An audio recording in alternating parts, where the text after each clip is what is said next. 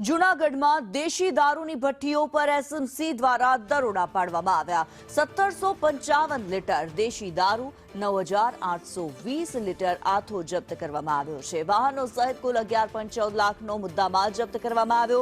એસએમસીએ દરોડા દરમિયાન 8 આરોપીઓને ઝડપી પાડ્યા। સ્થાનિક પોલીસ ઉમટી ઝડપાઈ અને એસએમસીએ દરોડા પાડ્યા। એસએમસીની કાર્યવાહીથી બુટલેગરોમાં ફફડાટ ફેલાયો છે।